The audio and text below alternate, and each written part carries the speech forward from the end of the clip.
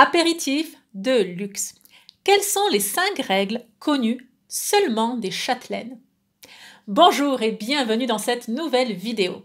Je suis Anna Gass, la fondatrice d'Apprendre les bonnes manières, une école de savoir-vivre en ligne. Vous pouvez retrouver l'intégralité des formations en suivant le lien juste en dessous de la vidéo. Correspondance épistolaire, art de la table, élégance vestimentaire, galanterie, politesse à enseigner aux enfants, savoir-vivre au travail, tout s'y trouve. Je vous laisse découvrir cela à votre rythme. Et pour les ladies qui me suivent et qui sont intriguées justement par cette élégance aristocratique, je vous renvoie tout de suite à la boutique Ligne de France, qui est la branche héritière d'Apprendre les bonnes manières. Une boutique de prêt-à-porter en ligne avec des robes, des vestes, des blouses, des jupes. La nouvelle collection vient d'arriver, donc je vous invite à vous y rendre sans plus tarder. Donc on reprend l'héritage aristocratique français, tous ces codes bien spécifiques de féminité, décence, élégance, ces attributs codifiés à travers les âges, et on les coud dans le vêtement. Mais à présent, retour au sujet même de cette vidéo. Quelles sont les 5 règles pour un apéritif de luxe connues seulement par les châtelaines? Eh bien autrefois, moi je ne les connaissais pas. Oh, j'en ai commis des gaffes, moi. Des gaffes et des malaises lors de réception. À trop parler ou pas assez parler. Ou quand je parlais, c'était ridicule, c'était une logorrhée verbale. Je blâmais la timidité parce qu'à l'époque, je pensais que c'était parce que j'étais timide et non parce que je manquais de connaissances sur comment converser. J'ai commis plein de gaffes. Peut-être les avez-vous commis aussi, peut-être que vous les commettez encore. Mais là, moi, ce que je veux vous dire, c'est qu'on peut en sortir, vraiment. Et ce qu'on apprend au fur et à mesure des entraînements, c'est que le château ne fait pas la châtelaine. Je précise encore, pour devenir une lady, une femme du monde, une femme de grande valeur, adopter les codes aristocratiques, en fait, on devient une maîtresse de maison accomplie. Ça, c'est possible. Possible pour moi, possible pour vous. C'est ce chemin que je vous invite à prendre. Vous n'avez pas besoin d'acheter un château. Vous pouvez devenir la châtelaine chez vous en adoptant ces règles. En vous orientant sur cette voie, justement, il n'y aura plus de malaise, de stress. Des fois, vous allez commettre des gaffes, vous ne serez pas à votre place, ou vous ne saurez pas comment réagir, vous serez gêné, vous serez sur la défensive ou l'offensive. Bon, bref. Tout ça, c'est désormais oublié. Rentrons dans ce nouveau monde. Je le dis vraiment parce que pour moi, c'est bon, je suis de l'autre côté et donc je tiens vraiment à vous prendre par la main pour vous dire c'est possible d'être à l'aise en société, d'être confiante, d'aller à une soirée en sachant qu'on va s'amuser et participer à l'ambiance générale tout en restant une femme élégante et distinguée. Moi, j'étais une historienne de formation, donc j'ai un bac plus 5 en histoire et je me suis plongée depuis des années dans les manuels de savoir-vivre. Moi, j'en ai je ne sais combien. Tout pour ça. Qui les a écrits? À quel public? Quelle époque? Quel lieu? Quelles sont les subtilités? Et très rapidement, j'en suis venue à la conclusion, mais il y a des contradictions. C'est pas possible. D'où est-ce que ça vient? Et en tant qu'historienne, j'ai pu analyser tout cela, prendre de la distance, analyser, contextualiser, nuancer. Bon, c'est comme mon mari l'appelle, c'est un tableau Excel à triple entrée. Voilà. Et ça, c'est mon travail. Voilà, c'est mon travail, c'est ce que je transmets sur Apprendre les bonnes manières. Donc maintenant, pour vous, des règles de châtelaine pour un apéritif de luxe. Alors voilà, si vous avez une réunion, première règle, une réunion avec les intimes, vous imposez la boisson. Champagne pour tous. Par contre, si vous avez des amis un peu plus lointains, des connaissances un peu plus lointaines, là, vous avez l'obligation de proposer des boissons différentes. Jus de fruits, porto, whisky, cocktail maison. Deuxième règle, les boissons de l'apéritif, c'est la chasse gardée de monsieur, le maître de maison. C'est son travail à lui, voilà. Mais madame n'interfère pas. Elle a bien assez à faire. Mais donc monsieur va apporter à chaque femme présente à la pièce la boisson de son choix, c'est lui qui va vers elle. Par contre, pour tous les hommes vont, les hommes vont venir chercher la boisson à la table, à la desserte où ils se trouvent. Ils vont pas se mettre à la queue leu et puis voilà, comme à l'école, 2 par 2, et puis on attend notre boisson, on attend d'être servi. Non. Mais là, le maître de maison va vous donner de main en main votre verre, après que vous ayez dit ce que vous souhaitez. Voilà, donc ça, bon, c'est la deuxième, troisième règle. Quatrième règle, il y aura des coupes en cristal ou en métal contenant des olives noires et vertes, ainsi que des amandes salées. Et il peut y avoir 2-3 assiettes avec des petits gâteaux salés ou au fromage. Notez bien que je n'ai pas dit des cacahuètes, ni chips. Non, j'ai bien précisé, c'est pas donner des exemples au hasard, non, c'est ça et rien d'autre. Bon. Les choses évoluent quelque peu de nos jours, mais pas tant que ça, pas tant que ça. Bon, on continue. 5e règle, le service est collectif. C'est-à-dire que pour l'apéritif seulement, donc justement ces petites assiettes avec les canapés ou des bols vont tourner et on va se servir soi-même, mais en fait c'est les hommes qui passent cela de main en main et on se sert au passage. Les femmes ne les touchent pas. Les hommes sont au service des femmes lors de l'apéritif. Pas seulement lors de l'apéritif d'ailleurs. Mais voilà, pour cela. Bon. Les temps changent, peut-être samedi soir, chez vous avec des amis. Vous, en tant que femme, bon, vous prenez le bol et vous en prenez au passage et vous faites circuler, d'accord. Mais, vous voyez, la subtilité, c'est que normalement, vous ne le touchez même pas. Pour recevoir comme une châtelaine et conserver le patrimoine aristocratique français. Bonne nouvelle, vous n'aurez pas besoin d'acheter un château. Ce n'est pas nécessaire. Vous n'aurez pas non plus besoin de lire 72 ouvrages sur le savoir-vivre, les bonnes manières, l'étiquette, les arts de la table. Vous n'aurez pas non plus besoin de faire 5 ans d'études d'histoire et vous plongez dans la méthodologie historique, donc avec la science d'analyse, contextualisée, nuancée.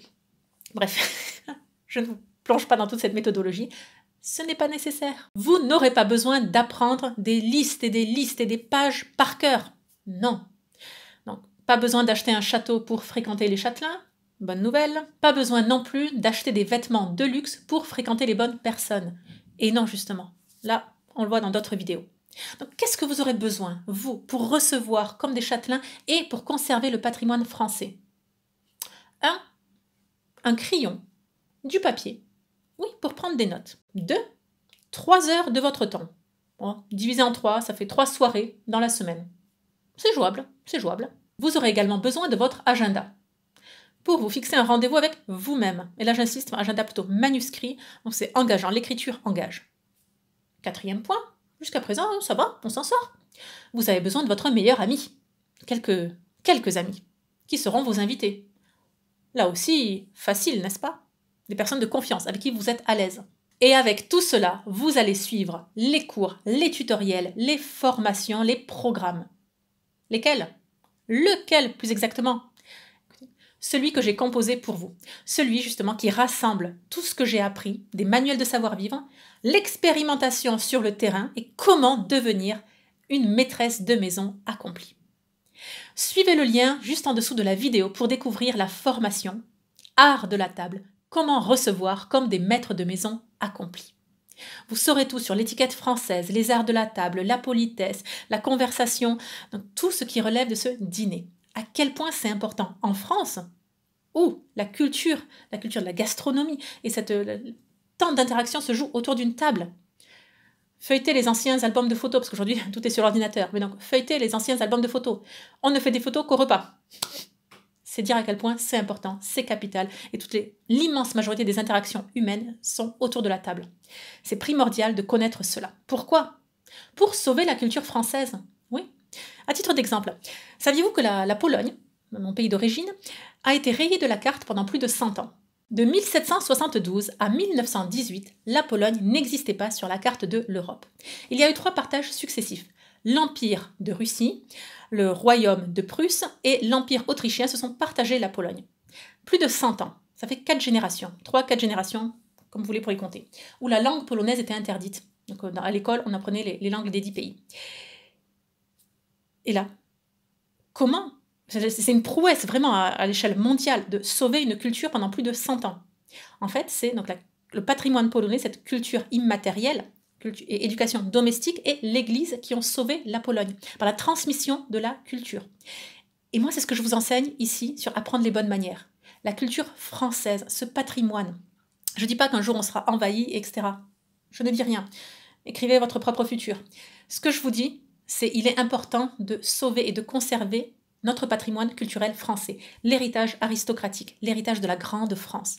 Et pour cela, ne comptez pas sur les autres. C'est à vous de vous prendre en main, c'est à vous de le connaître, de le savoir, de l'appliquer et de le transmettre à vos enfants. Il en va de la grandeur de la France. Donc toutes ces petites choses, le couteau à droite, la fourchette à gauche, ça appartient pleinement à notre patrimoine culturel. notre patrimoine typiquement français. Et ça, c'est très, très, très important. Très important, mais pas seulement pour sauver la France, mais aussi en fait pour, je rappelle le premier point, vous mettre à l'aise. Parce que c'est des méthodes qui ont déjà été prouvées. C'est ça qu'il faut faire pour bénéficier pleinement des interactions humaines. De se sentir bien, passer un bon moment, converser, évoluer, s'épanouir, tout ça, toutes ces choses secondaires mettent à l'honneur nos interactions humaines, les échanges que l'on a les uns avec les autres. C'est parce qu'on maîtrise ce qui est secondaire qu'on peut pleinement se concentrer sur les échanges humains. Si vous n'avez pas eu la chance dans votre enfance de connaître cela, ce n'est pas grave. Ne blâmez pas vos parents, ils ont fait du mieux qu'ils pouvaient. Mais maintenant, c'est à vous de jouer, à vous de vous prendre en main et d'apprendre cette connaissance, de la prendre en main, de l'appliquer, passer de la théorie à la pratique. Et dans le programme, sur les arts de la table, comment devenir des maîtres de maison accomplis, vous aurez tout cela. Vous n'aurez pas le travail de recherche à faire, je l'ai fait pour vous. Toutes les recherches, toute cette synthèse, tout cela a été impacté et bien sous une bonne méthodologie, parce que prêt à consommer par vous. Consommer et appliquer directement. Imaginez-vous dans un mois, à ce premier repas test que vous allez faire avec vos meilleurs amis, vous allez recevoir avec les honneurs de votre chez vous et les honneurs de la France. C'est important. Bien, on se retrouve tout de suite de l'autre côté. Suivez le lien juste en dessous de la vidéo pour accéder au programme. Je vous dis à très bientôt et surtout, n'oubliez pas, la bienséance fait la différence. Ah, et dernière petite chose.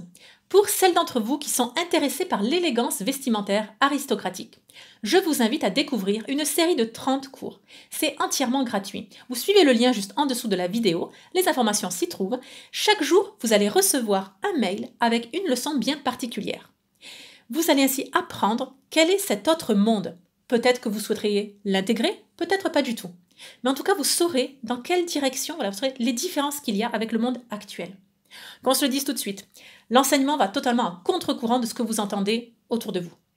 Non, le jean n'est pas élégant. Non, s'habiller en noir et en haut noir et basket noir et jean, non, ce n'est pas approprié. C'est même la tenue d'invisibilité. Non, les débardeurs ne sont pas appropriés. Bref, je n'enchaîne pas là-dessus. Vous allez découvrir tout cela. Tout cela est expliqué, justifié et intégré dans cette grande logique d'héritage français. Allez, on s'y retrouve aussi. Maintenant, bonne journée et à très bientôt.